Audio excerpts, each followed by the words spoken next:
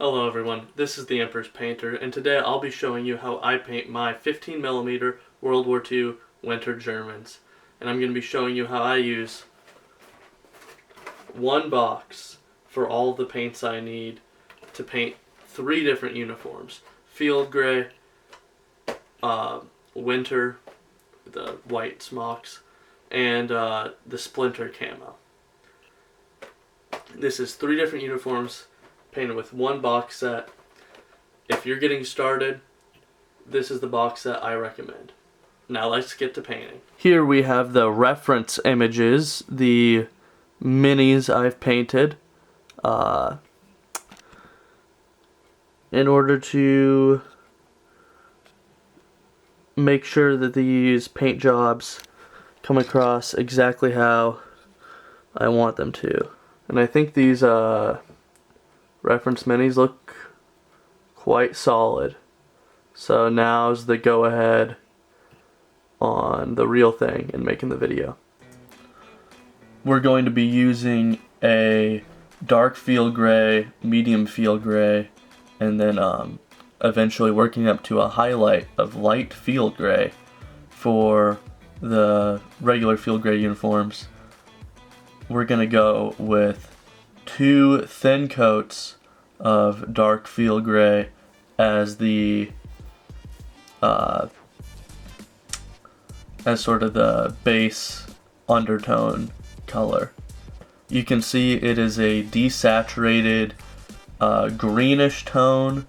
It almost goes into a gray, and this is what you see generally as like what German uniforms looked like during World War II. You see we're going to go with our second layer of dark field gray now, just to make sure the opacity is thorough. Now we're going to a slightly smaller brush and we're highlighting with medium field gray. We're mainly hitting everything that's not just like in the creases, just to make sure that's the main color. And now light field gray, we're going to be hitting all of the tops of the creases and things that are towards the top of the uniform, really to make those brighter. And we'll see here that it really has a nice shine to it once the mini's painted with that. It really looks highlighted.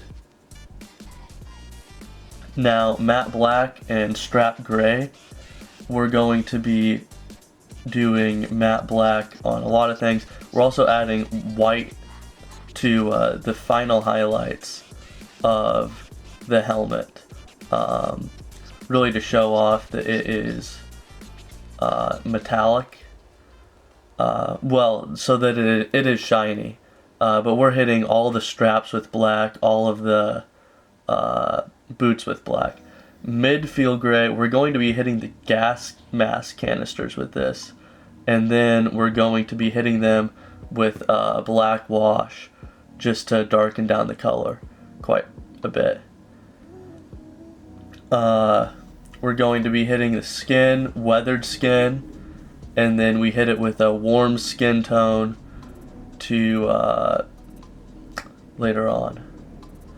But now we're hitting the hands as well with the weathered skin, just to get that base layer down.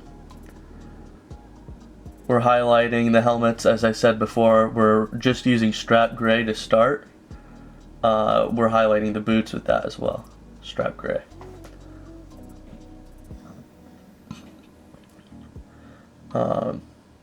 We already came in with the metallic. I guess I didn't get the video of that, but the metallic in the box, we came in with that steel on the STG-44, and now we're bringing it down with the black tone wash, as well as the gas mask canister that I said before. We're bringing the washes all in at once. Here is the face wash and the hands wash. We're going to go with warm skin tone, as I said. It really gets in the crevices and darkens it up. Now we're coming back in with weathered skin, and that's going to be the highlight for the skin tone on these forces. I think it really makes them pop. You get a lot of depth we're going with rifle brown for the butt of the rifle. It's really hard to videotape with, you know, it's kind of in his pit, the butt of the rifle is, but you can see I got that down.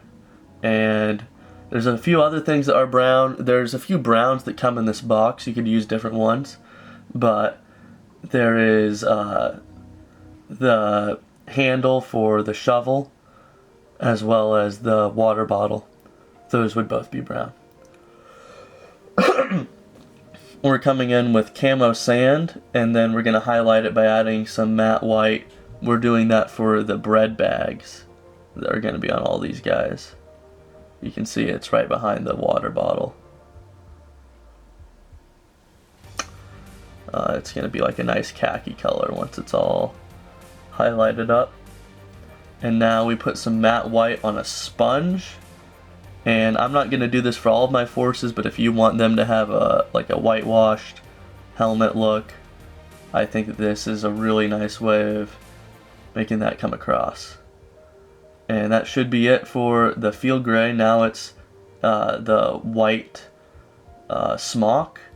We're actually coming in with tanker gray, which is like a bluish gray. And we're going to come in with 2 thin coats of this just to bring up the opacity.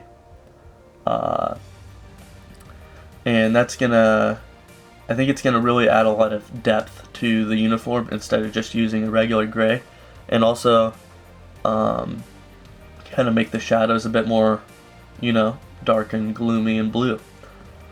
We're coming in with the second pass of the tanker gray, and now we just added in matte white to the tanker gray for these highlights. So it's not quite a 50-50, but it's around a 50-50 split of matte white and tanker gray. You'll know when you mix them together when it starts to look like 50-50. And then we come in with just matte white, no tanker gray at all, for the highlights upon the highlights. Really the last highlights, and it's just like tops of the hats and the folds, and that should be it. So for the Splinter camo, we're going to go with camo sand as the base layer, and you see we're putting it on here, and that's going to, once we highlight it up a bit with matte white, that is going to give a nice khaki look to the tan part of the camo, which would be the main part of the camo. So you see we're coming in now with some matte white on our camo sand to lighten it up a bit, desaturate it. And now we've got camo brown, and we're just doing little squiggly lines, most of which are very thin, and then we come in with a few like kind of splotches, especially where there's little squiggly lines meet. You can see that the camo work here wasn't the best. And now we're using German camo green, as I showed, and we're just kind of gonna put little lines and little splotches right next to the camo brown that we put in earlier. Always touching the camo brown though. You can see that. And this is it.